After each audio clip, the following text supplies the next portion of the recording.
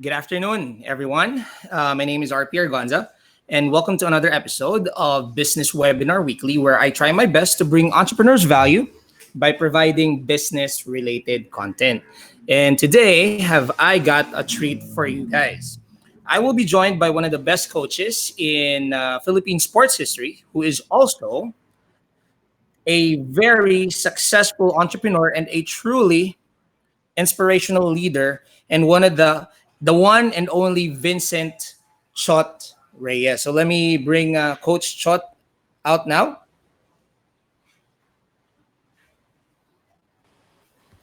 Hi, Coach. Good afternoon.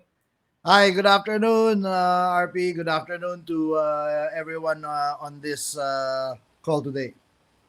Hi, good afternoon. Coach, thank you very much. First of all, thank you very much for being here. We appreciate you so much. Yung pagiging ano mo po, Coach, easy to approach and easy to invite to stuff like this, allowing people to learn from you. It is something na very rare this day. So I just want to let you know na sobrang na-appreciate po namin yan.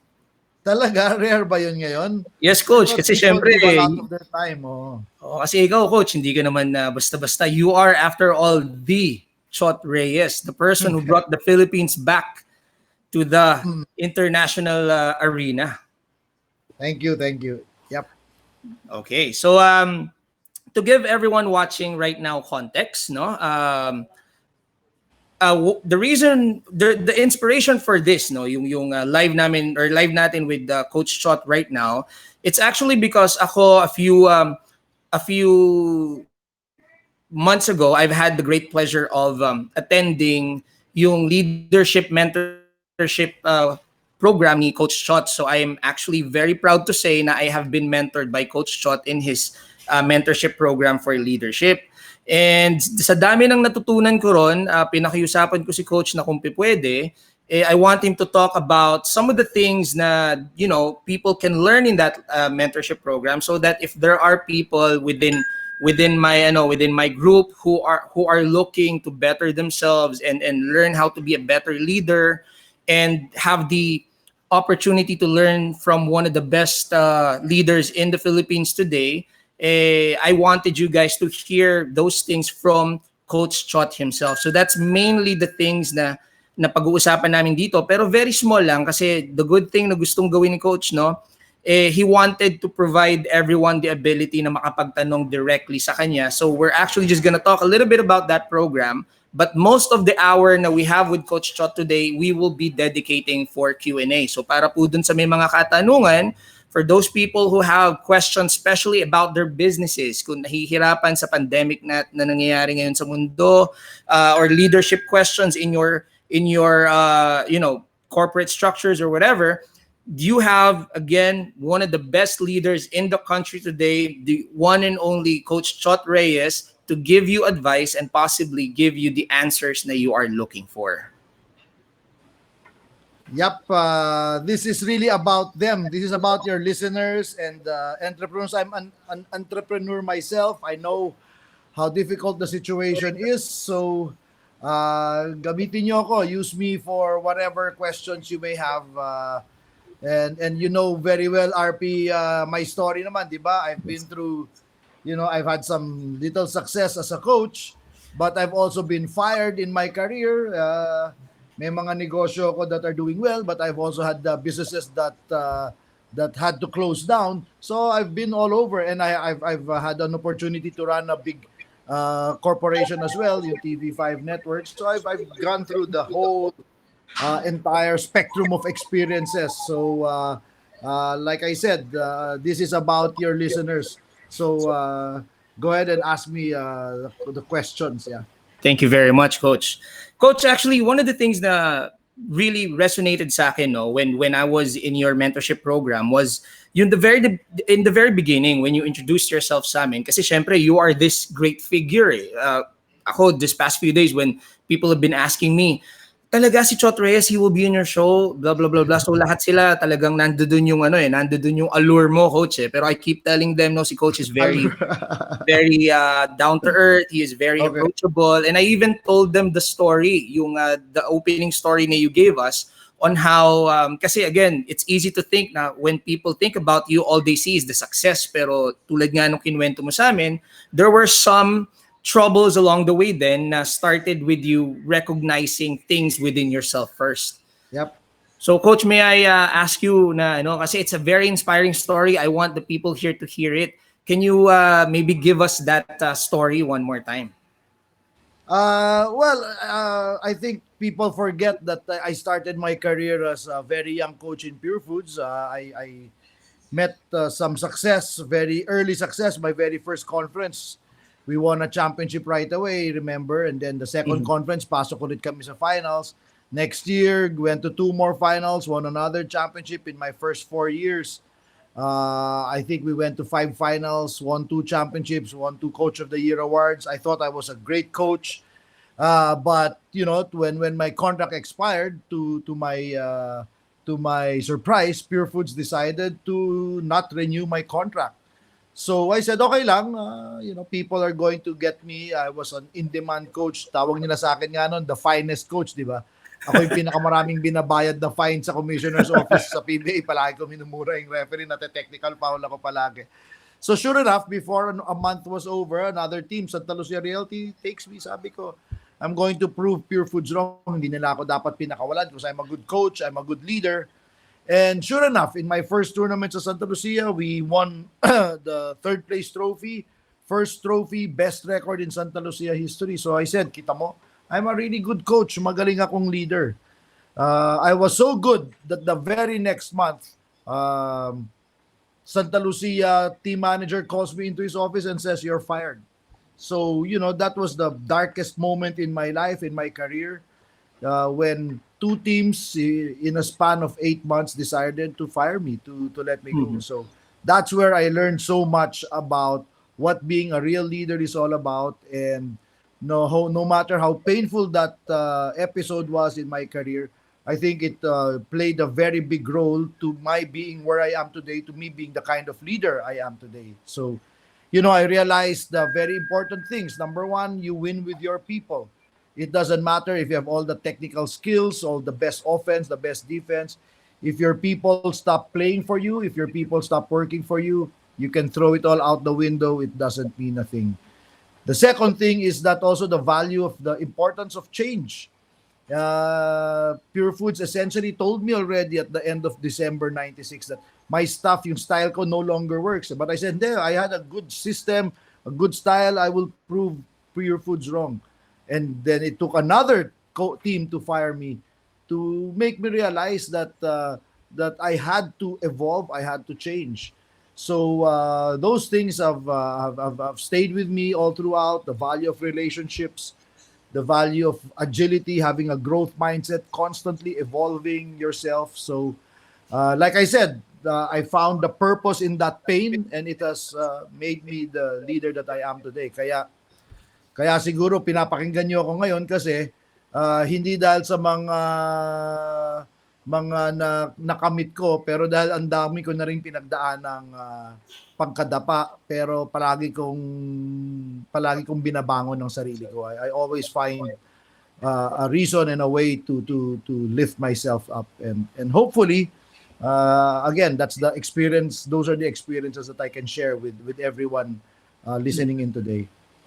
Thank you very much, Coach. That's very inspiring. Kasi especially with what's happening to the world right now, yung the COVID-19, yung pandemic or crisis, whatever you want to call it, we are in a very hard time right now. And hearing na people as successful as you started their careers nga, as you put it kanina, is some of the darkest times of your professional career.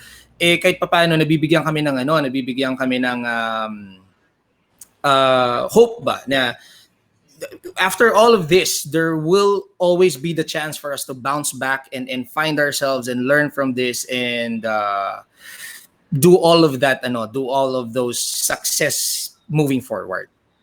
Yeah, well, there's a question here on the chat box. Tinatanong how I built my connections in terms of career in order to Coach, improve. you wanna go right into the questions na agad? Kasi eksakto sa tanong mo rin yun the local and international. So, let me just yan. Yeah. Ilabas ko lang, Coach, basahin ko lang for everyone. Yeah. Okay, so may question tayo from Renz. Coach, I just want to ask you, how do you build your connections in terms of career in order to improve as a good employee, sports or business? Thanks, Coach. God bless. And meron siyang follow-up, Coach, about both local and international connections. Ang ibig niya sabihin sa connections. Yeah, that's a very good question. Una-una, my belief is that your net worth is your network. Napaka-importante talaga to your net worth is really dependent on your network. Napakalaking bagay to build connections. So, how I did it, very early in my coaching career, wala naman kasing eskwela, there was no place here in the Philippines to learn how to coach. Ang ginagawa lang ko dati, nagre-rent ako ng dati, tawag pa doon, Betamax or VHS tapes para manood ng NBA games or NCAA US. Popos ko, pag-aaralan ko, but there was really no place. So, lakas lang ng loob. I just took a look. There was no internet yet then. I just took a look at trade journals and all that. And I wrote coaches directly. I wrote the coaches of the University of North Carolina, Duke, yung mga gusto kong puntahan, some NBA teams. Kapal ng mukha lang talaga. And I Lakas said, ng loob, Coach, no? lakas lang ng loob. I said, I'm a coach from the Philippines. I want to learn the system. Binasa ko yung libro ni Dean Smith, binasa ko yung libro ni Mike Krzyzewski, ni Pat Riley. I want to learn the system. Can I be invited to observe? And they said yes. Lo and behold, they said yes. And kaya lang, gastos ko lahat. I mean, I was just starting. My trip was not subsidized by my company or any team. Talagang I found a way to raise the funds, maski ipangutang ko, because for me that was an investment. And that began that I think that was a big thing. Now, pagbalik ko dito, I already could say that I've gone through the top coaches at that time. Isipin mo, Dean Smith, Mike Krzyzewski, si Bobby Knight, Don Nelson, and Coach so na Michael Jordan yung mga yun, Coach. John Chaney, all of those, I've been to their practice.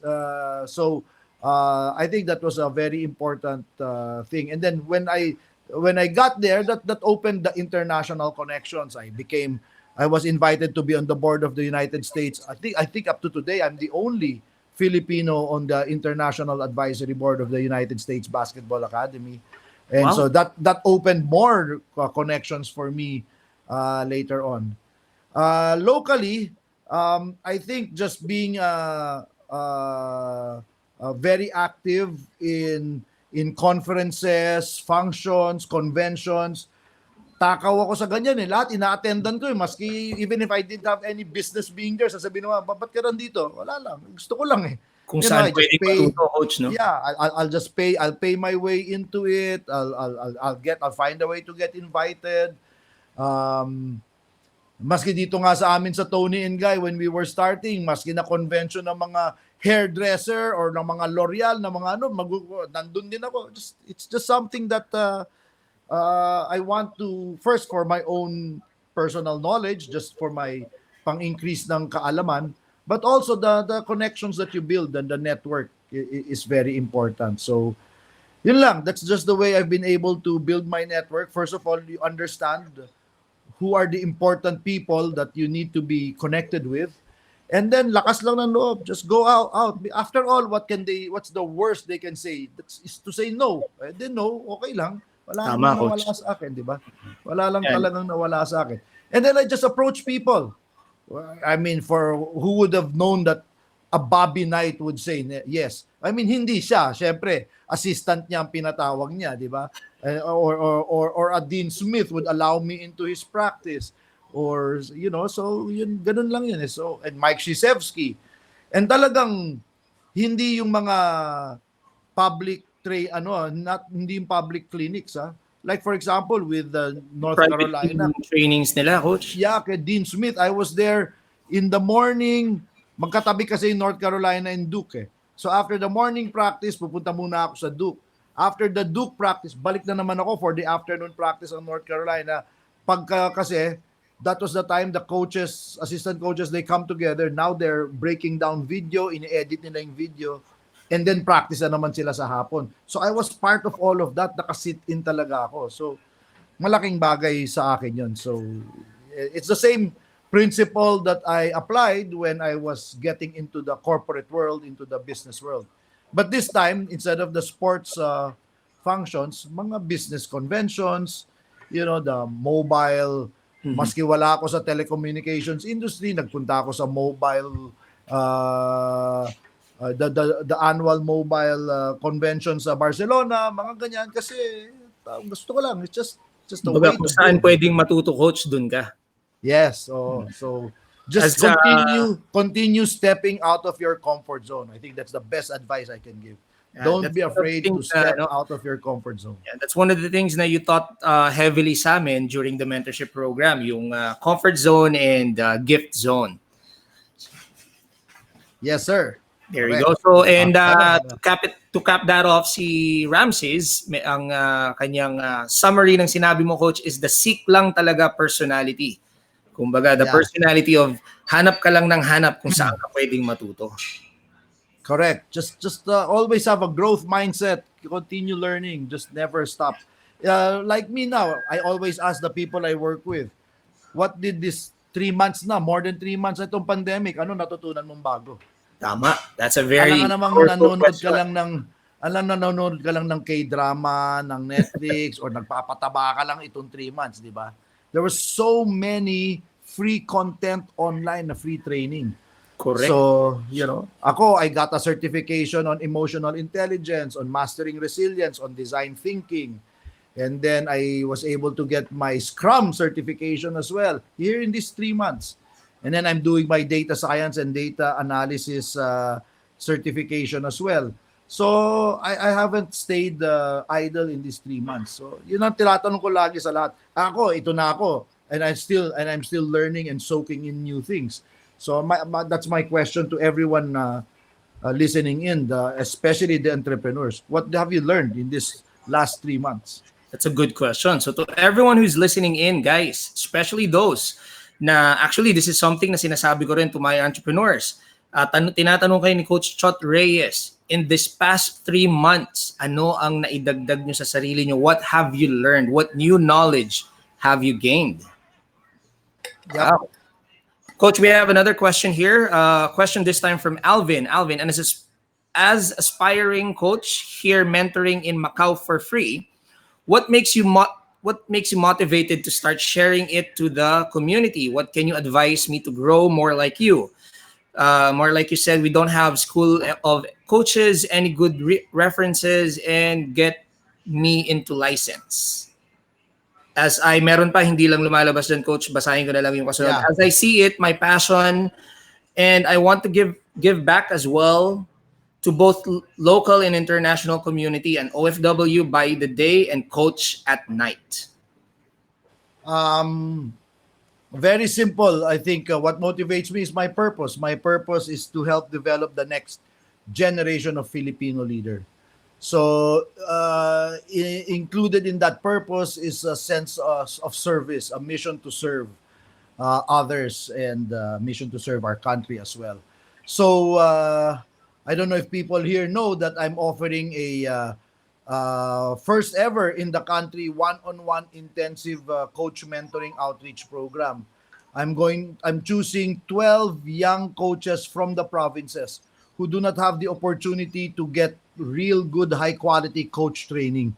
So ang pinipili ko yung mga coaches from yung minor teams. Meron na ako napili from Kidapawan, one from Iloilo, one from Kompleto na po ba yung lineup? Iligan. No, we've already chosen 8. There are 4 more slots remaining. And because I want to develop young leaders, I want to develop new coaches, I want to develop the next generation of Filipino leaders. So that's what motivates me. And I understand that there's no school here in the Philippines to learn how to coach. So I'm doing the next best thing. I'm just offering myself and my experiences.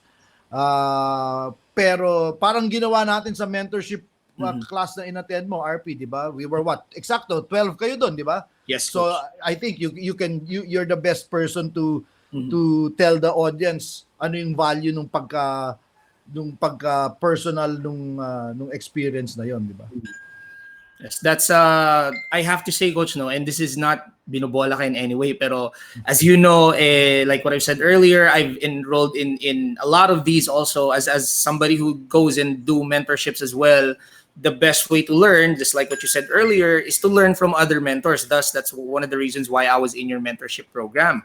And from all the mentorship programs na atinan ko, yours was by far one of the most personal. I really felt the connection that we had. Ito na lang, the best example, guys, for those who are listening, if you're wondering, gaano ka personal kaya tinutukoy ni RP? Ito, the mentorship program has been done months ago, and yet here we are with Coach Chot doing a personal one-on-one, and hindi to closed door. He allowed me to put this out there live so that, as a byproduct of me being mentored by him, you guys can learn from him as well. You can ask your questions directly, and that's just how personal the mentorship programs na ginagawa ni Coach Chot is.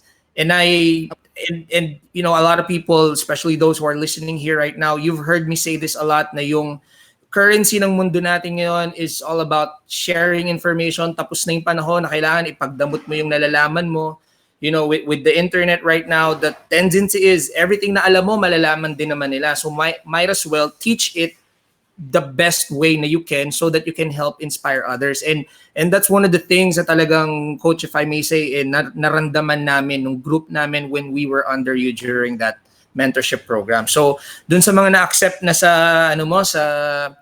sa coaching program mo po, naku, I'm very happy for them. Congratulations sa kanila. And Coach, if I may say, ang ganda nun kasi yung ginagawa mo na you are giving opportunities to other people na would otherwise not have that opportunity. That's a dream come true for most of them, as I would imagine. Yes. That's why I wanted to apologize to some of the, ang dami nag-apply pero if you're here in Manila, in the big city, we prioritize those that are in the province. Nothing wrong with, but yun lang, I hope they understand. Secondly, yung mga iba na talagang aspiring coach pa lang na wala pang team na nahahawakan, there are a lot of programs for that. So, I point them towards yung mga SBP, ang daming training online, di ba? You just do a quick search. Yung next question natin, Coach, which is Jericho, I think that's the answer to him. So we have another question. Hi, Coach Chot. I am Jericho. I am 19 years old. Wow, 19 years old. And I am an aspiring coach. I am an assistant coach at my head coach's basketball camp here in Mandaluyong, and want to learn more about coaching. What tips and lessons can you teach me about coaching? What tips and lessons you can teach me as an amateur coach when it comes to coaching? Again, the best thing is to go to there's a lot of free content online, how to start coaching and all that, the fundamentals, the basics. Just go to the Samahang Basketball ng Pilipinas Facebook page. Meron doon talagang from the start. I think that's the best way. Sorry, because parang I want to give more time to the more business questions, the more entrepreneurial questions that are coming in. Wag na masyadong basketball, pero isa pa nga, Coach. Sige, na to? Last na, Coach, question na, Coach. Sutal na ilagay na niya kawawa naman. Coach Chot, all is well day. How do you be a champion coach? And also, how to become a champion in life? Thank you, Coach Chot and Sir RP ba? Medyo malalim. Champion in life. Well, simply, our Heart of a Leader model, RP, I'm sure you can attest to that. Our heart model is an acronym for health, emotional intelligence, agility, resilience, and teammanship. If you take care of your health, that's the number one most fundamental thing, and I'm sure you can relate because it's dito sa era of COVID how important our health is. Because that allows you to have a sharper mental acuity and higher emotional intelligence. More and more now, the value of emotional intelligence is getting to be so high.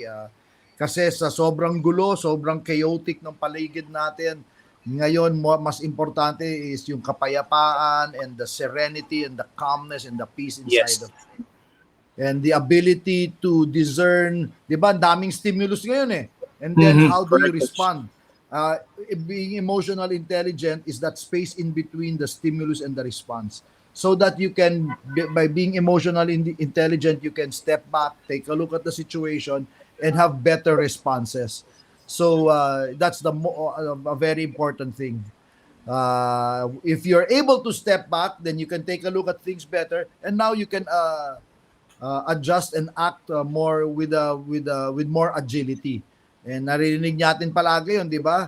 Especially ngayon, ang dami nating mga negosyante, your businesses are either gone or got affected. Now you have to pivot. And that takes a lot of agility. So I think for today, to be a champion in life, to be a champion coach, you have to have a very agile mindset. Always be adaptable. That means you have to have a growth mindset. Okay, so take care of your health. That leads to higher emotional agility, enables you to be more agile. And then, dahil sa panahon ngayon, ang daming sinusubukan natin, na chances are we're going to make mistakes, so we need to be very resilient. We need to build our resilience and recovery muscle. Yan ang pinaka-importante.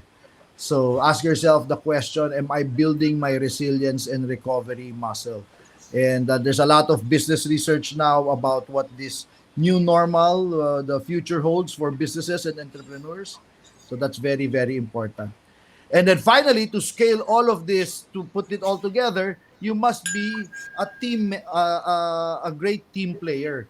If you're a business owner, you must be able to build a great team around you. So that's part of being whether you're an entrepreneur, may sarili ka negosyo, or you're an executive in corporate setting, you must learn how to build strong teams. So yun, that's how to be a champion in life. Play with all heart. Play with all heart. Health, emotional intelligence, agility, resilience, and teammanship. There you go, Sasabihin ng mga tao, coach, ba't di mo iniisip yung IQ or yung being smart? Sabi ko, since time immemorial, yun ang sinubukan natin lahat, how to be smarter, how to be more intelligent, di ba? Where did it get us? Di ba? So yung smart, intelligent, that's already given. Everyone wants to be smarter, wants to have a higher IQ. But really today, hindi na patalinuhan. It's really about, like I said, it's about having the heart. Coach. Yeah, about having the heart of a leader. Correct. Thank you. So there you go, Lauro, direct from coach himself. That is how you can be a champion in life. So ito, coach, may mga nag-uumpisa na mag-send ng questions sa akin. I'm just gonna let them finish what they're typing. Yep. Let's just read a few. So we're officially opening up the floor, guys, for business questions. For those, kasi marami nagsabi sa inyo sa akin, you have a ton of leadership and business questions that you want to ask Coach Chot. Now would be the best time to do that. So I'm going to give you guys a couple of seconds to do that. While we're doing that, let's just read some of the comments that we have here, Coach. Grabe, tama talaga. Nalinawan ako ngayon dahil minsan nabuhay or nauunahan ako ng fear. Pero sabi nga ni Coach, get out of your comfort zone. Thanks, Coach. There you go. So shout out to Coach Chot and to my good friend RP. There you go. Si Mon Malong. He's actually, Coach, teammate ko sa basketball nung employee pa ako. Alam nyo naman anong ibig sabihin ng fear, di ba? FEAR, future events about to be realized. Hindi pa nangyayari yun eh. Huwag ka matakot. Don't fear, di ba? Those are things in the future. Don't worry about it. And then on, Coach, I like that. We have one from Renz Ulit. Coach, how can you measure your own performance at work if it is a success or failure? Very easy. Take a look around you. Look at the people that you're working with. Of course, hopefully you're getting a performance appraisal from your direct superior, from your boss. But also take a look at your peers. Do they like working with you? Iniiwasan ka ba nila? Umaalis ba sila pag nandiyan ka? Buisit ba sila sa'yo? And then take a look at if you're a manager or supervisor, take a look at the people under you who are reporting under you, your direct reports. So, are they engaged? Are they motivated? Or are they just there because ikaw yung boss? So, I'm sure you can assess that, and I'm sure you can feel that. And In companies, you know you're doing a good job because you're going to get promoted, you're going to be acknowledged, then you're going to rise in the hierarchy, supposed to be. And if not, if you have a superior who does not do those things, you always have the right to go and ask him, boss, how am I doing? Okay, so again, I one of my pet peeves is that annual performance appraisal. I think that's so passe, that's so obsolete, because even if it's semi-annual every 6 months, imagine if you're an Olympic athlete, you're preparing for the Olympics next year in Tokyo, Mhm. and then sasabihan ka lang ng boss mo or ng coach mo how you're doing every 3 months, every 6 months. Paano ka mananalo doon, di ba? That's why for me, coaching is very important in organizations, because as coaches, we have to constantly tell our people how they're doing. If they're doing well, we encourage them. If they're not doing well, we correct them and we bring them back to the right path. So yun ang dapat, kaya importante yung coaching, and that's why I'm saying, if you're working in a corporation and yung boss mo hindi ka binibigyan ng appraisal or hindi ka binibigyan ng feedback about your performance, you have all the right to go up and ask him, boss, how am I doing? Don't be afraid, just go and out. Just go out and ask, how am I doing? There you go. Thank you very much, Coach. Coach, I wanted to ask you something. So one of the things na more of a business related question. One of the things na I get asked almost on a daily basis right now, no, especially by first time entrepreneurs, is what would you recommend somebody who is having a hard time, a business owner, okay? What would you recommend a business owner who is having a hard time right now, finding success in his or her business with regard to the new normal? But again, can you repeat the question? What can you recommend, or what can you advise a business owner that is an existing business owner? So there's an existing business na is operational na prior pa po ng pandemic na to. Then the Okay. pandemic hit. Ngayon, nahihirapan silang makabawi or mag-succeed, or even sometimes to make ends meet. What is the best advice that you can give these entrepreneurs? First of all, ground yourself in reality. Be very brutally frank about taking an objective look at the business. Take a look now. Really assess, can your business survive, and does your business have a future? I mean, you have to ask yourself those difficult questions. If the answer is no, then I've always believed this. The one of the most important things about getting into business is knowing when to get out of business. I will repeat, one of the most important considerations for getting into business is knowing when to get out of business. So no matter if this was your pet, your baby and all that, take a good hard look. If your business can survive this, number one, and number two, if there is a future. If your answer is no, you have to make the tough decision. If your answer is yes, then the next thing I will say is to practice gratitude first. Take a look at what your strengths are. Take a look. What are your strengths that you can build on? Tignan mo anong mga, what are the good things that you have? What are the positives around you? What are the assets that you have? Because if your answer there is yes, it's very good to start on a positive note. And when you practice gratitude, di ba sabi natin, the practice of gratitude leads to a positive attitude that takes away the badtitude. Di ba? So, yun ang problema pagka negosyante if you have a negative attitude. So for me, practice gratitude, take a look at what you have, what are your strengths, and then maximize them moving forward. Yeah, so yun ang number one thing, that if your business cannot succeed or has no future, make that call. If you think merong future, then start from your strengths. Take a look at what you can do. Next, look around you. Look around you. Take a look at all the people in your network, your stakeholders. Capitalize on it. Kami sa Tony and Guy, I don't know if people know that we have the master franchise for Tony and Guy. We have 3 company owned and 3 franchised Tony and Guy salons. We were very very close to really calling it quits because Talaga, kung coach, nagtagal during pa, this, yeah, during this pandemic? yeah, Ah, because we did not let go of anyone. We kept paying salaries for the third month. It was already basically half na lang, no work, malapit na kaming mag no work no pay. But then we took a look at the value of the network, diba? So I was always in touch with the head of the DTI, Secretary Mon Lopez, with the head of the Department of Tourism, Secretary Bern Puyat, and I kept asking them what are the prospects at this. So sinasabi nila, hindi, we're studying it, kailan mapapayagan mag-open yung salon.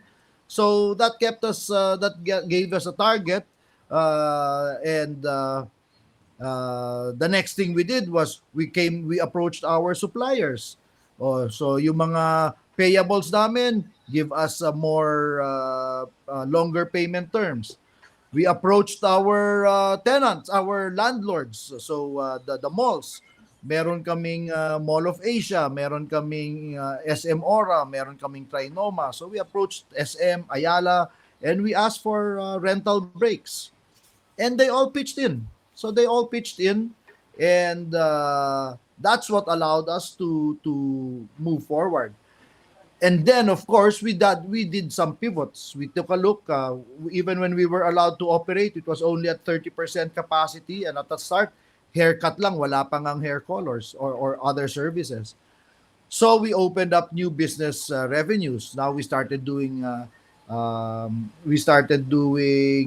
service, and then we took advantage of the digital platforms. So now we're selling our products online as well.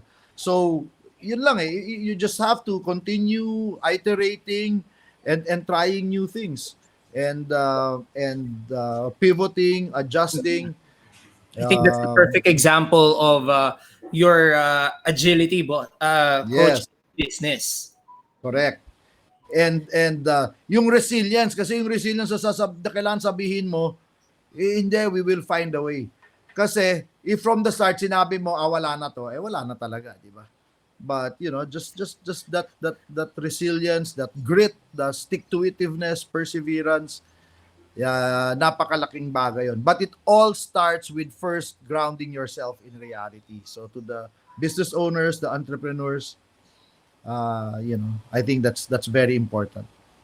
Okay. Well, thank you for that, coach. That was I did not expect that na Tony and Guy pala came that close. Yeah, we're very close. It was I don't think anyone this pandemic didn't spare anyone. So, Yes.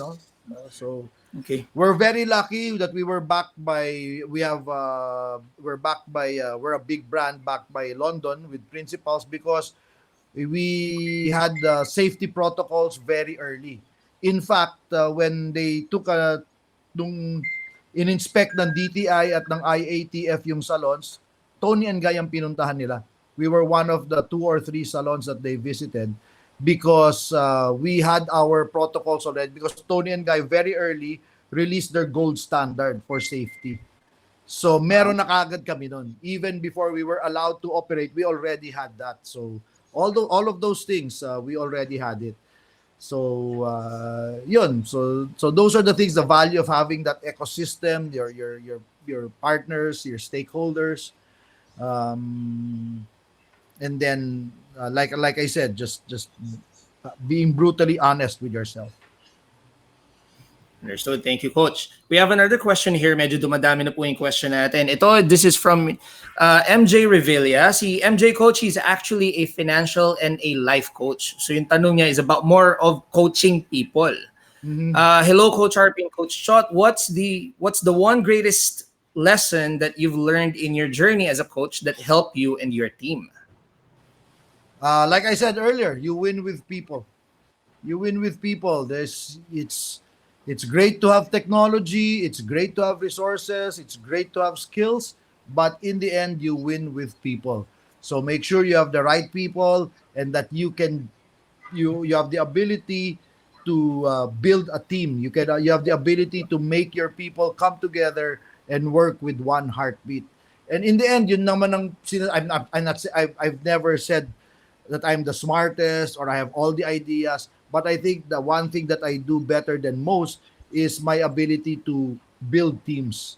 And I do that in Gilas, in PBA, or even here sa Tony and Guy. And even my stylists will tell you that we have all of these team building activities, engagements, and discussions. So that's the most important lesson, is that we win with people. Thank you, Coach. And we have one here. Here's another coach, life coach again. Hi, Coach. How do you define, measure success on both coaching and business? So where's the fine line? Where's the line in between? I have no lines. For me, it's all the same. What makes me a good coach? What makes me a good father? What makes me a good businessman? It's all the same. It's all connected. I think being a good father helps me become a better coach, helps me become a better entrepreneur, and vice versa. So for me, success for both coaching and business is how faithfully I can serve my purpose. Again, my purpose is to develop the next generation of Filipino leaders, and if in so doing, I can serve my country. So when I'm an entrepreneur, we have what, 110, 120 employees now in Tony and Guy. So that's the number of lives we're able to impact, and we're providing employment, and that's small businesses are the backbone of the Philippine economy. So that's my own small way of serving that country. So if we're operating well, then for me, that's success. That's being successful. Same thing in coaching. When I'm seeing the people that I coach develop, that's success. Just recently, I had some wonderful news. One of the executives that I do one-on-one coaching with has just been given a huge promotion. Now he's going to be, from being a plant manager, now he's going to run an entire business unit in one of the bigger local companies that we have here in the country. So that, for me, that's great success.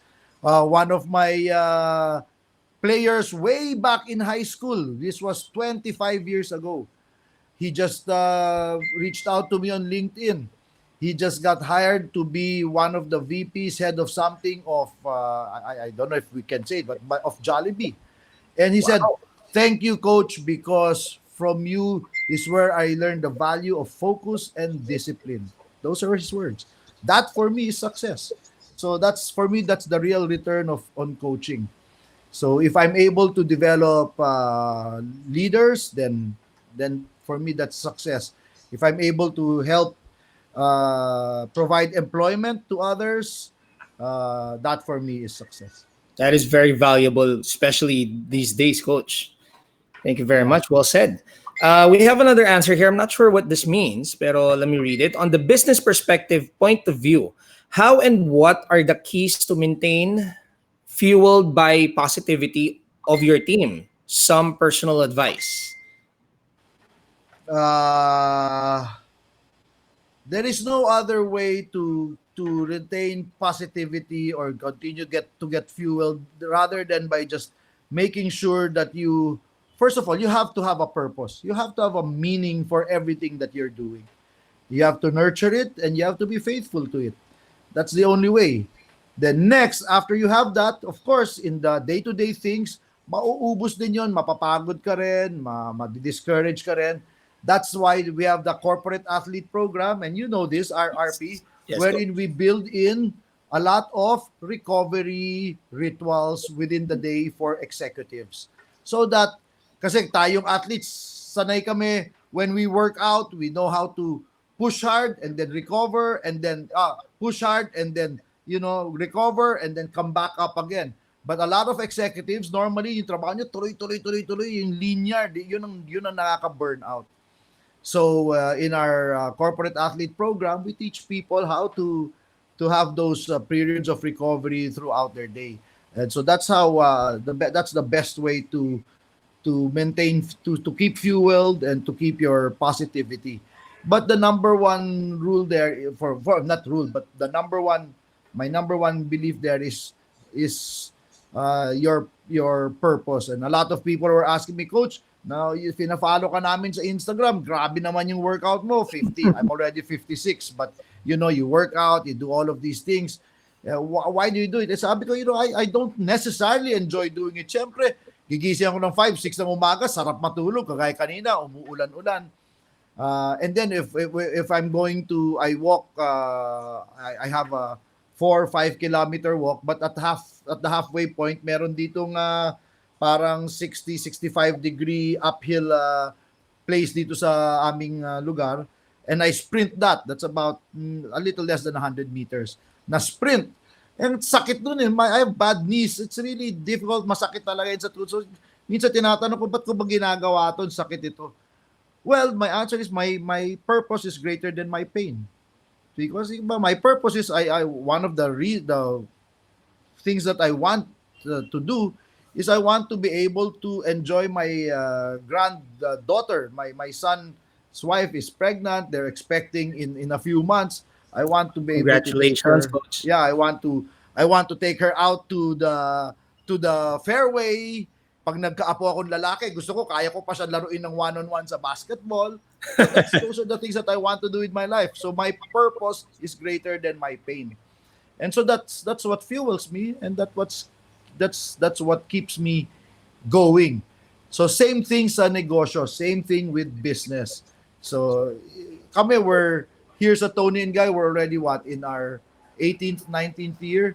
And a lot of the times, my wife is the one really who manage it day to day. And sometimes she's really, especially ngayon, di ba, sa pandemic, amidst all the problems, we're still faced with the fact that, all of these issues that are coming around that are really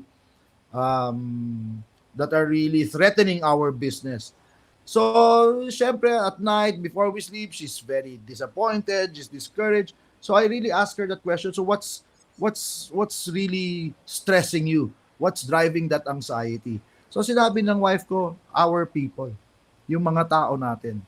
So for her, that's her purpose. Yun ang kanyang di ba? So sa negosyo, ganun din eh. When you have a business, why are you in business? Of course, we all want to make money. Of course, we want to turn a profit. Pero those are extrinsic motivators. The most important thing is what's in your heart. Ano yung nasa puso mo? That's what's going to fuel you. That's what's going to keep you going. So to all the business owners, the entrepreneurs, napakahirap it's very hard to be an entrepreneur. Napakahirap pag negosyo. Pero it's very rewarding. But you better understand and you better know why you want to do it and what your purpose is. So, wow, thank you. Very, very well said, Coach. Very inspiring. Let's jump right into another question. Ito naman, it's more of a leadership question naman this time, Coach. Hi, Coach. Good afternoon po. I have recently been promoted to a leadership position. To be honest, I am having a hard time with some of the tenured employees in my team. What do you think is the best way to handle these kinds of team members? Actually, Coach, itong taon to, kilala ko to. So we're being asked directly from Taiwan right now. And she asked me this and I told her to wait. She asked me this yesterday and I told her to wait today kasi the best person to ask would be you. So, pinasa mo sa akin eh. ni-reserve ko yan para sa'yo, Coach. So, ang storya nito, so she's been recently promoted kasi she's a very good performer. I can attest to that. And she's not, so there are employees na mas tenured sa kanya, and because of that, medyo ang authority is, not as what you would like it to be. So what do you think, Coach, is the best advice that you can give? First of all, she has to assess what is the problem. Is it skill or is it will? If it's a skill issue, that will be solved by training, by a development program, whatever. If it's a will issue, she has to coach. She has to coach them. And first thing she has to do is to build a relationship. So she has to build a relationship with the tenured employee, because remember, yung mga tenured employees, yung mga experienced, other words, mga thunders ng mga tao natin, Mhm. the number one thing they want is respect.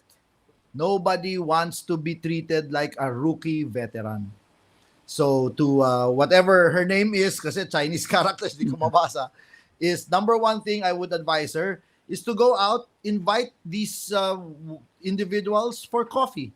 Not no other agenda. Let's just have coffee, have discussions. So what do you want to, how are things going? Just have a first have a relationship, Know them on a because personal level. yes, because no connection, no relationship, then nothing. No, there's nothing that can be achieved really. So have that relationship, and take a look, because when now you have that relationship, and then you know that person on a personal basis, then you can figure out what drives them, what is important to them. Now you will know what buttons to press. How can I motivate? How can I do things that are going to appeal to this person? Until such time that this person will say, si ano may sinasabi to. Kasi yun naman ang problema sa tenured employees or older employees, di ba? They're taking a look, check lang nila, may sinasabi ba to, may alam ba to, may gatas pa nga sa labi ito, tagal ko na Kumbaga, dito. sinusukat ka, coach. Yes. Mm. So now you have to be able to let them find out for themselves, may sinasabi to. So I think that's the starting point. To make sure that you are doing your job, because it has to start with the leader. It has to start with the leader. So you have to show your personality, you have to be vulnerable, to be very authentic to them, and you have to reach out to them. Now, having said that, I believe everyone is coachable. Everyone, every person, any person is coachable. The question is, do you have the time? Diba? If you give me 5 years with anyone, mapapatinu or mapapaamo din natin yan, di ba? But nobody has that time. So now you have to make that decision. Is this worth your time and your effort? See? So first, will or skill. So train that person, or if that doesn't work, trade that person. Maybe that person is better off in another department, another area of the business. If still that doesn't work and you have exhausted everything, and you have to honestly be able to face yourself in the mirror to say that I've reached out and I'm giving this person every opportunity and I've been very fair to this person, then the final option is always available to you as a leader. And of course, we don't want to do that, but that's the final. So if you cannot train, you cannot trade, then the final option is you terminate that person. Obviously, that's easier said than done. And like you say, if they're tenured, maybe they cannot be fired. Mhm. But if you are a leader, I am sure you can find a way to either have that person taken out of your team, or minimize the role of that person. Minimize the role of that person so that your team or your unit can function even with very little participation of that person. Kasi, kaya mo naman pinoproblema yung taong yan kasi magaling siya eh.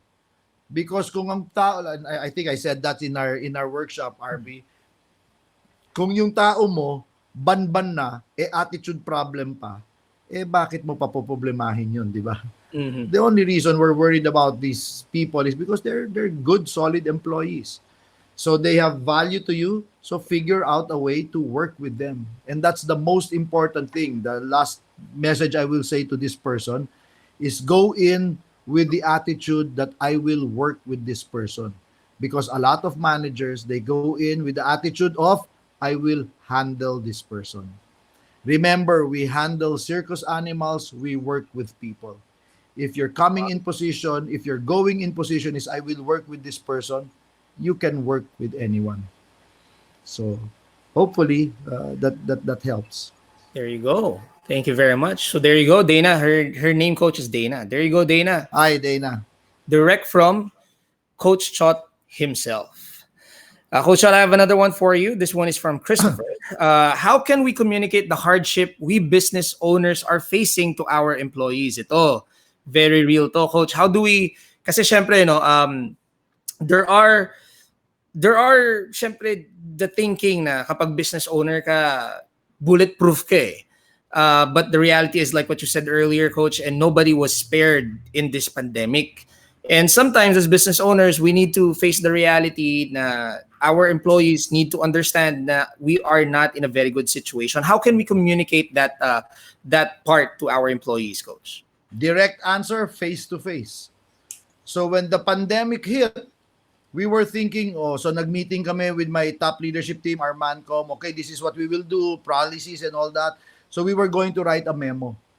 At the last minute, I said, no, we're going to deliver this message by video. So I actually videoed a 4-minute, 5-minute message to all employees that we sent to everyone. Because I think, especially during the time of crisis, dear leaders, you have to be able, your people should see your face. The presence of the leader is most important now, because leaders, in a crisis, we are the emotional contagion. We are the emotional barometer of our people. You can either be a positive or negative contagion. So, but you are the That is very emotional well said, barometer. Coach. So, show yourself to your people. Now is not the time to hide.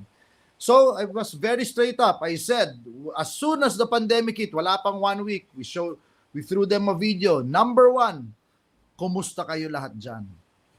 Okay? Remember this, uh, everyone listening. Well-being before learning.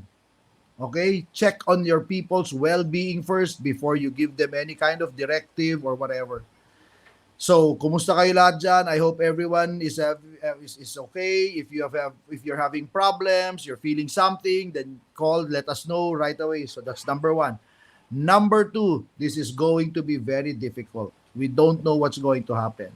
But we told them, okay, we're going to take care of your salary for the first month. Okay? And then after that, we don't know. We will see what happens. Okay? So the message was, how are you? Then number one, number two, sagot namin ng don't worry about your salary. Remember, nung start, di naman natin alam gaano katagal to, di ba? Mhm. Sabi namin, don't worry about your salary sa first month. Okay, the management will take care of that. And then number three, in the meantime, tuloy-tuloy ang ating training. So we got everyone on Zoom, and nobody knew what Zoom was yet. Yung mga tao namin, hindi nga nila kung ano yun. Wala naman silang data, So alam mong ginawa nila? Pumupunta sila sa kapitbahay nila, dun lang sila sa labas para nakukuha nila yung wifi. That's how they were. So my wife was there almost every day. They were doing training on everything, customer service, technical things, cuts. We were getting once a week training as well from London, from the Tony and Guy Academy. So tuloy-tuloy yung so that's the best way to communicate your hardship, by just being very personal and authentic to them.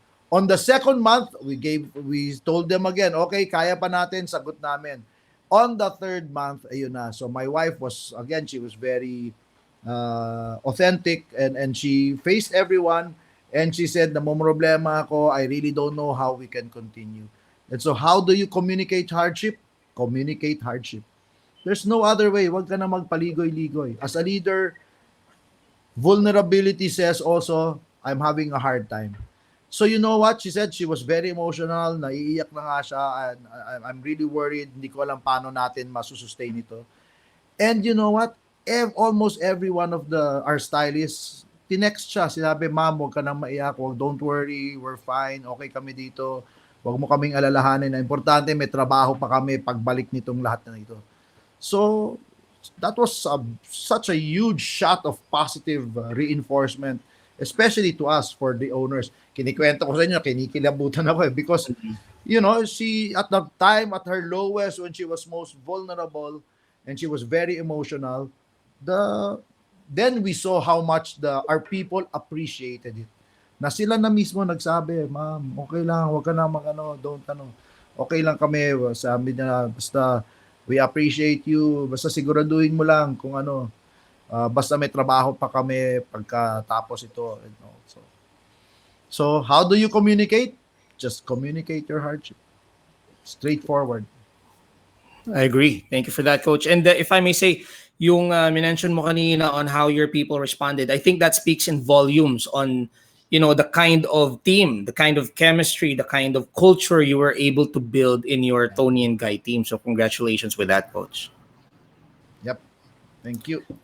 Here we go. Ryan Carl Magriña. Hi, Coach. What is a good way to encourage people to stand out from their comfort zone? To step out. Mhm. Ikaw, masasagot mo yan. Ano yung sinabi natin? Number one, about stretching. People want to hear from you, Coach, not from you. They're here for you. Ikaw ang, this is the Chot Reyes show. Very simple. There is very little learning in your comfort zone, and there is very little comfort in the learning zone. So I think that's the best way to encourage people to step out of their comfort zone. To remember, to understand. I mean, everyone here, think about it. If you're now in your comfort zone, what are you learning? Di ba? Konting-konti na lang. Kung alam mo na yung ginagawa mo. There is very little learning in the comfort zone. In the same manner that there is very little comfort in the learning zone. It is very uncomfortable if you step out of it. But that's the only way to grow. That's the only way to learn. But you must remain true to your gift. Diba? Yun ang lesson number 1 natin, RP. Step out of your comfort zone, but remain true to your gift. Zone. So, that's important. There we go. Very, very nice, Coach. I like that answer. We have another one from Mon. Coach Chot, what are your leadership principles that you have discovered and executed that have contributed to your success as a coach, father, and as a businessman? Leadership is about who you are as much as it is about what you do. So, again, you cannot lead one way and live your life another way. You have to, when I lead, I am, what you see is what you get. So leadership is about who you are as much as it is about Authenticity. what you do. Yes. So whether that's a coach, a father, or a businessman, that's a belief that's a principle that I live by. How do I do it? Mostly, my leadership style is hands off, eyes on. Hands off, eyes on. I empower my people. I allow them to make decisions. I don't interfere with their work. I am not a micromanager, but I'm always watching. And I'm always monitoring. And I'm taking a look if they are needing of support and all that. Number 2, I practice a lot of MBA, management by walking around. When I was running TV5, all of my clients, all of my people will tell you, eto na si Coach, that's all I do. They actually, after a while, I was surprised. They all look forward to it. And they were waiting for that. All I did was, kumusta? Kinakantsawan ko lang sila. Kumusta? What are you working on? How are you doing? How can I help you? Good job. Okay, ganito. Yun lang. Just management by walking around. I have a wonderful, beautiful office, but I hardly stay in my office. I'm always out. I'm always with the news crew, with the people, with the digital guys. I'm in Novaliches, in our motor pool. Pag inimbita ako ng union to have drinks, I will drink their MP Light, all of those things. So it's that's just my style. That's why we created history when CBA negotiation namin, and traditionally sa TV5 there was always konti na lang magsa-strike, as always strike notices. During my time as president, we signed the CBA within 1 week after 3 meetings, 15% under budget. Record. And sabi na, paano mo ginawa yon? Sabi ko, it was just being around them, just going to where they are And I wasn't afraid. Oh, mahirap kausap yan si union leader na ganun, si officer ganun. Sabi ko, tao lang yan. So I just went out. I invited them for lunch. Sabi niya, oh coach, bakit? Sisibakin na ba kami? Hindi, wala. Kakain lang tayo. Anong agenda? Wala. Kakain lang tayo. Talaga coach? Oo, kakain lang tayo. Ito, sarap po. Oh, bopis. Ito, anong ulam natin dyan? Kung ano yung nasa canteen. We don't have a executive dining lounge. I like to eat in TV5 in the canteen where the employees are, right there. And I pipila rin ako. I want to always be with the people. Kung nasaan sila, nandun din ako. So that's just what I believe in as a leader. Leadership by example. Powerful stuff, Coach. Thank you. We have another one here from Eldrick. Hello, Coach. Coach Chot, nice to see you here. Just want to ask, do you have a leadership or a life mantra? I think we basically said it already. For me, it's about the heart of a leader. It's puso. If I have a life mantra, it's puso. I'm known for creating that national battle cry, di ba? Yung puso, yung laban Pilipinas, puso. So I guess that's the best. That's the best way I can answer that. If I have a leadership or life mantra. Coach, mantra in one word, puso. It says it all. Nice. Yeah, says it all. From Kelvin this time. As a business owner during this pandemic, would you take the loss and help secure the living of your employees? Or would you rather fire people to keep your business afloat? I think na-answer to ni Coach kanina. And actually, para dun sa mga late dumating, if you didn't hear the story, ang ginawa ni Coach and his wife was they courageously took on yung 2 months worth of salary ng ng kanilang workforce, and they were just very honest. They were brutally honest. They took it month by month. They said na, first month kami muna, sige sagot namin. Nung second month kaya pa naman, but then third month came, mukhang hindi nakakayanin, and I believe Coach you said na munti kang pa nga lumapit pa kayo sa possibility of calling it quits, but thank God hindi naman nangyari yon. Yeah, so I think if you could take the loss to secure the living of everyone, of course, if you can take it, if you can afford it, but there will come a time you really have no choice, diba? You really have no choice. It's not going to be a choice of keeping the business afloat or firing people. It's just can you take it? So for me, actually, that's exactly what we did here. Di bali nang there was a loss to us as the owners, as long as we could still keep the livelihood of the people, of the employees. And like I said, I think they appreciated that a lot. Thank you, Coach. Ito, Coach, we have a specific question for you. They want to do what you did for their salon. So what are the strategies you do sa Tony and Guy after the pandemic so that we can adapt in our salon? Hindi barbershop yung Tony and Guy. Tony and Guy salon din yun. Wala lang. First, I think the most important thing that we did was we continued the training. Even during the shutdown, when we were non-operational, we still did training. It was I think every other day. There was one training from London via Zoom that everyone was there, and there was another training locally led by my wife. So I think that was the most important thing that we did, because it kept them sharp, it kept them engaged, and it gave them something to do. And I think that's the most important thing, because the one thing that we have to remember here, kasi lahat pinag-usapan natin, lugi, nawala na yung negosyo, nawala yung hanap buhay, yung pinagkikitaan. But the one thing people forget, the value of work, is self-dignity.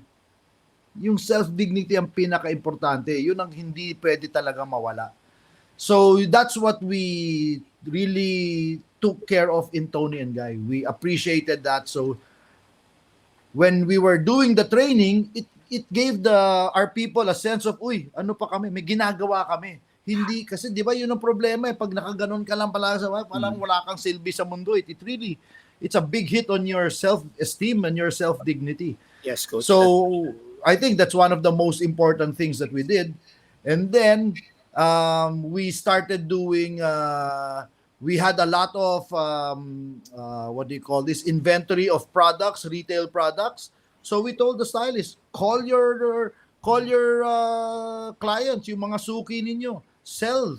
They'll need shampoo, they'll need whatever, all the items there. So start selling. So we put up online right away. We put up a Facebook page. We did a lot of things right away, and then we really took advantage of the digital platform. So I think that's the one of the most important things we that you can use also in your own business, in your own salon. Um, and then the most important thing for the future kasi is that uh, the foot traffic will return depending on how much they trust you. Okay, so people are going to shift loyalties.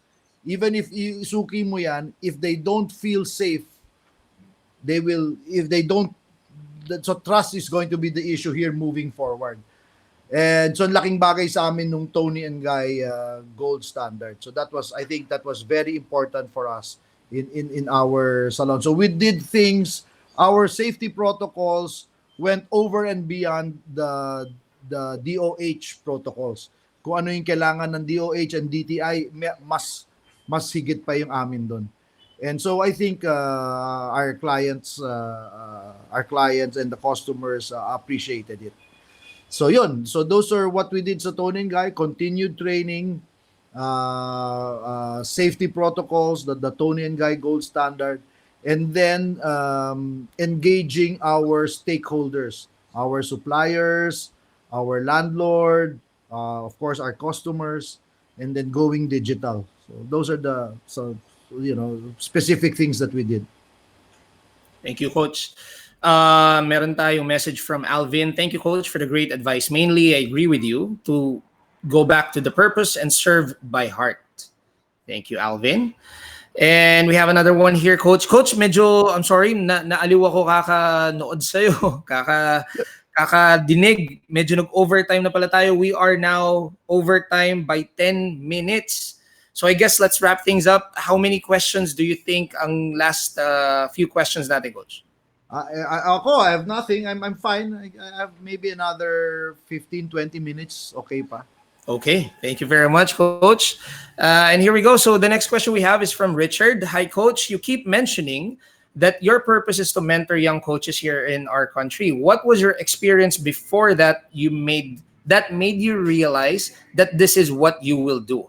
Also, in a business standpoint, what do you think your purpose is in your business?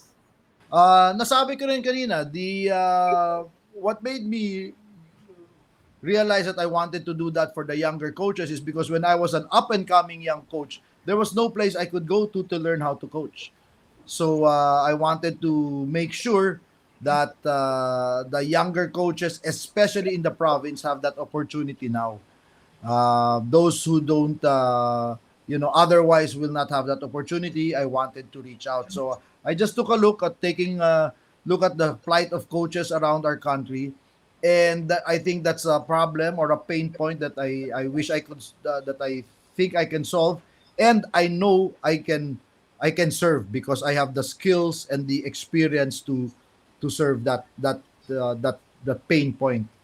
Now for business, like I said earlier, my purpose in business is to provide employment and to help my way to serve the country is by providing employment to our employees, our staff, our people. We have 110 now. So I think that's a multiplier of another 4 or 5. We might be directly affecting the lives of maybe 500, 600 people. So in our own little way, that's how I'm able to fulfill my purpose of serving my country. And that is by providing employment and livelihood opportunities to a lot of other our fellow Filipinos. Yes. Oh, thank you, Coach. So meron dito. Thank you so much, Coach. This is Dana, the one who sent us the question all the way from Taiwan. We have another question from Chris. Hi, Coach Chot. Thank you for your great insights. It is very helpful. I hope you wouldn't mind two questions. Ba? Dinalawa agad. One business and one more personal. So the first one is it's getting really common for other businesses to copy your products and businesses. Do you have any tips or strategies on how to separate your business from the competition? Second question niyo po is, what do you think is the best advice that you would give your younger self? Ba? Okay. So first question niya, Coach, is what strategies can you impart on how you can separate your business from the competition? First of all, you have to know what your differentiator is. 'Di ba? So, coming in to, if you're going to be a successful business or a brand or whatever, you have to have a differentiation. So, our differentiation at Tony and Guy is seriously educated hairdressing, because every hairstylist in the country, in the Philippines, well, most of them that I know, they want to go to basically two academies, the Tony and Guy Academy or the Vidal Sasson Academy. Yun talaga, from time immemorial, yun talagang gustong puntahan ng mga tao para matuto, to improve their skills as a stylist. So kami, we're carrying the name of Tony and Guy, which is like the Harvard of the British hairdressing industry. So that's our differentiation. All of our stylists are trained in London, and they don't go there for 2-3 day training or 1 week. They're there for 3-4 weeks. It's really very intensive, and it's not one time. Most of our stylists have gone there already more than once, twice, whatever, because we're always up there. My wife goes every year because there's always something new, a new collection, a new style, a way of doing things. So that's constant development. So that's our way of staying differentiated. We are really pioneers in new style of doing things, or the new looks, the new collection. So that's number one. But we're not stopping there. We're always looking for other things to do that again are going to differentiate us. And like I said, in this pandemic, having the Tony and Guy gold standard for safety, I think that was very important. We that separated us from, or differentiated us from the others. I'm not saying the others are not doing their work. We have a lot of excellent salons and businesses in the country, but for us, that's our differentiation. The second advice to my younger self is, I wish I took more risks.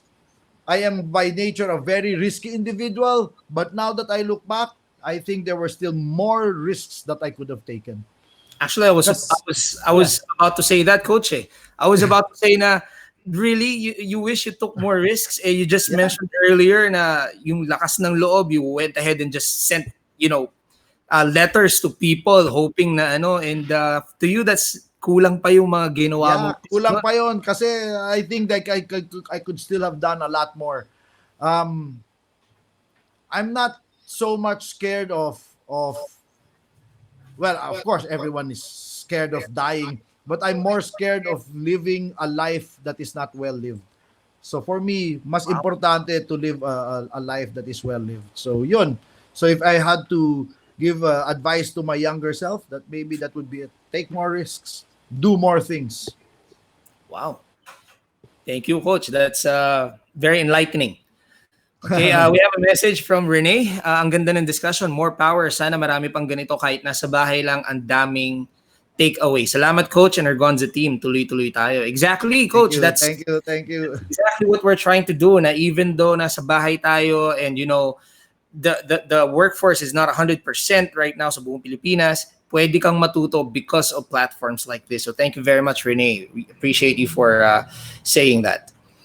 Coach, what is your advice in some young entrepreneurs na ngayon may pandemic na panghihinaan ng loob na tumuloy sa gusto nilang business? This is from Rachel. So mga hindi pa nagnenegosyo, Coach, pero gustong magnegosyo, pero because of the pandemic, kinukulang sa lakas ng loob. The key word is young. The key word is young. This is the time to take risks while you are young.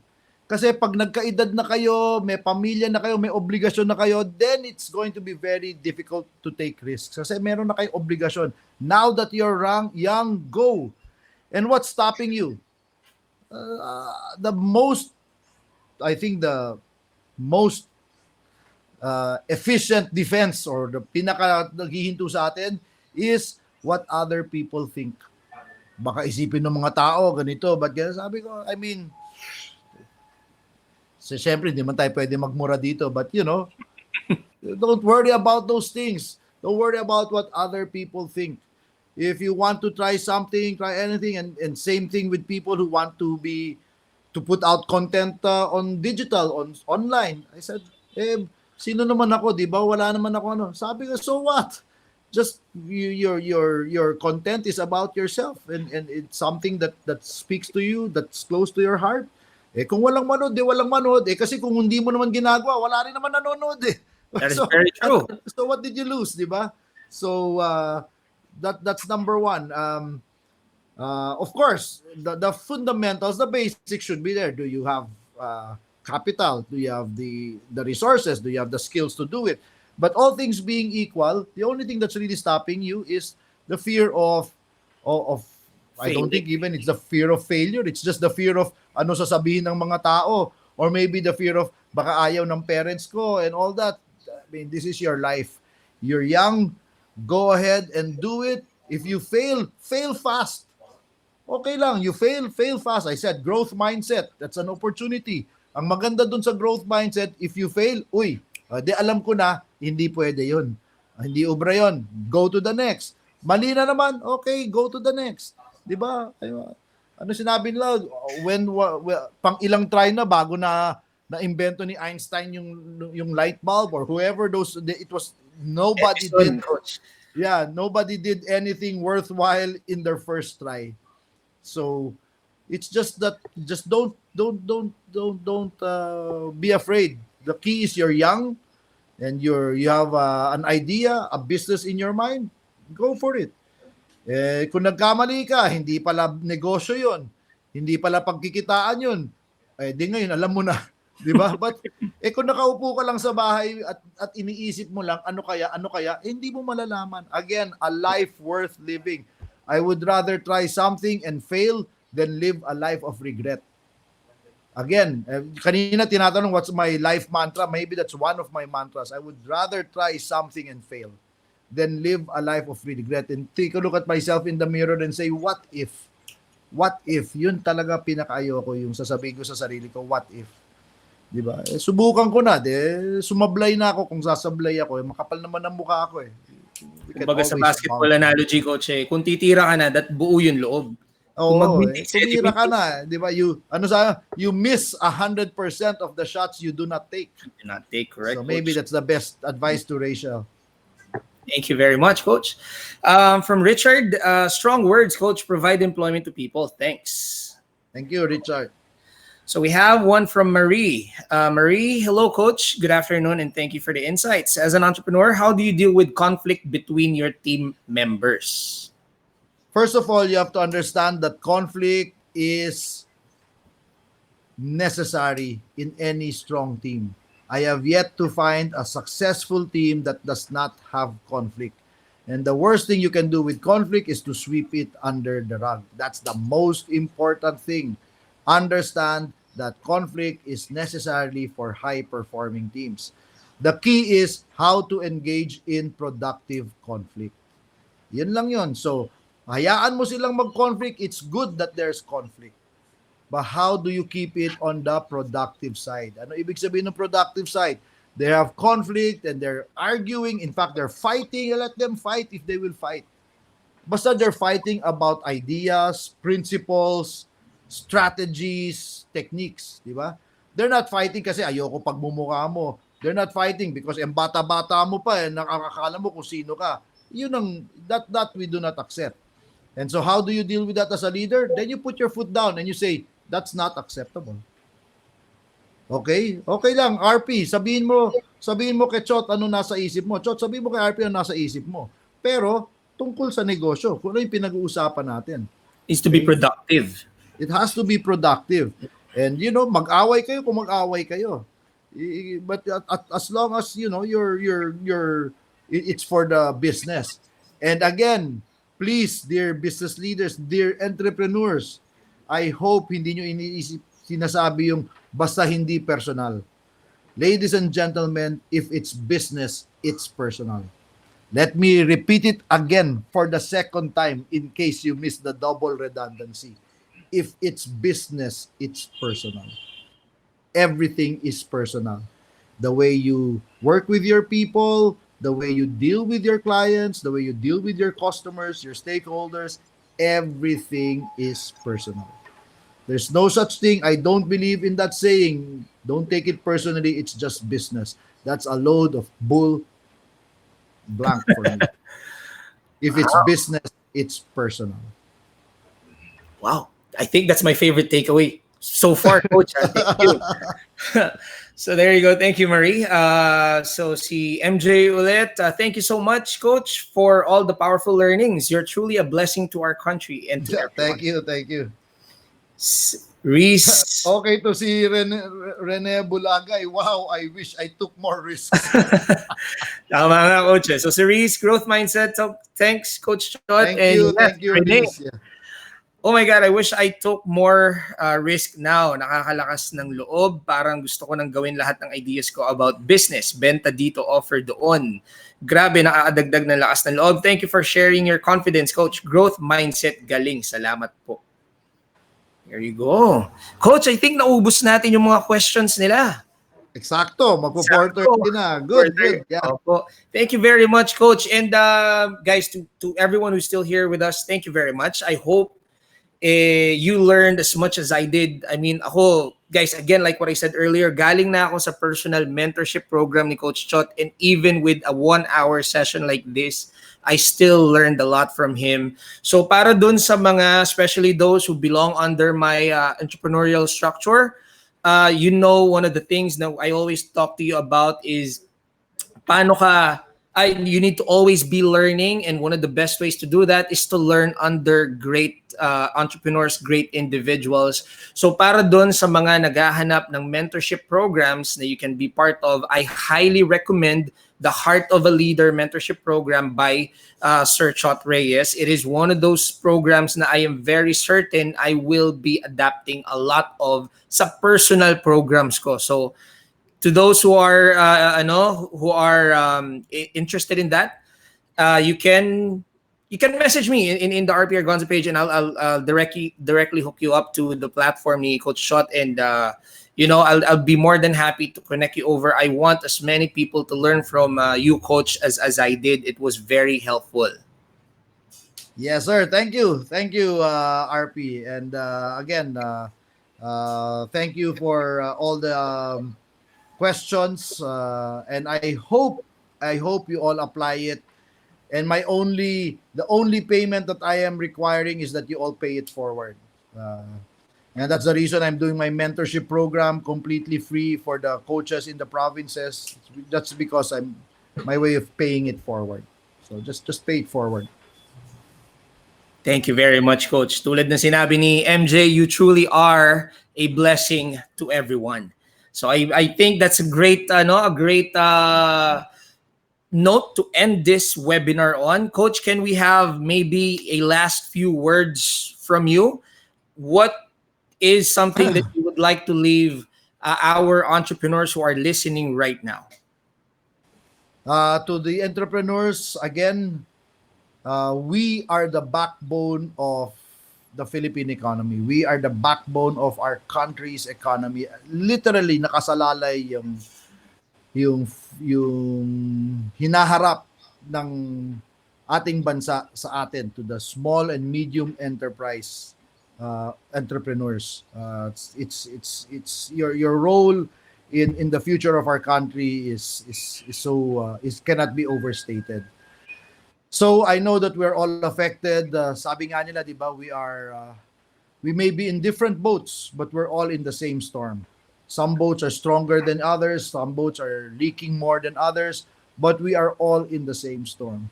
So my advice lang, my parting words lang is very simple. Find the purpose in this pain. find the purpose in this pain. We all know that our country is facing a leadership epidemic. We really have a dearth of leaders. Kulang na kulang ang mga magagaling na leaders sa ating bansa ngayon. So to the entrepreneurs, to the leaders who are listening, please be that vaccine. Be the vaccine that will cure the leadership pandemic that we are facing today. Be that vaccine. Choose faith over fear. And I'm pretty sure that we're all going to come out of this on the other side much better, much healthier, and hopefully more prosperous for a better Philippines. That's it. Thank you very much, Coach Chot. Hey, thank you, everyone. Thank you, Coach, again for being here. Yung generosity mo with your knowledge, your time, everything. It's just hanggang ngayon, honestly. Kaya hindi na rin ako masyado nagsalita, Coach, kasi medyo nasa starstruck ako sa iyo eh. So, thank you very much. I hope everyone was able to learn as much as we did here. And Coach, I hope to see you again soon. And I'm looking forward to more learnings from you. Sure. Thank you. Thanks for the invite. Good luck. Thank you, Coach.